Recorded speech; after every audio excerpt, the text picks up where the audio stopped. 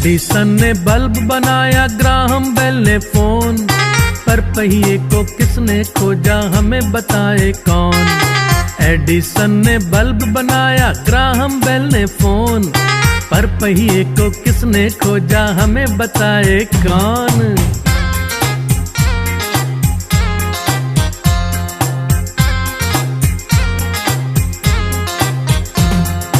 Wright brothers ने खोजा जहाज, हेनरी फोर्ड ने कार, स्टीफनसन ने था किया ट्रेन का आविष्कार।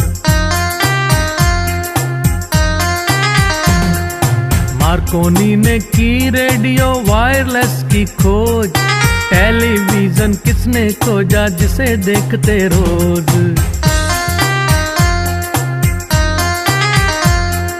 गलीलियो ने खोजा टेलीस्कोप जो है दूरबीन, खगोल शास्त्री खोजे जिससे तारे 1 2 3 1 2 3, खगोल शास्त्री खोजे जिससे तारे 1 2 3।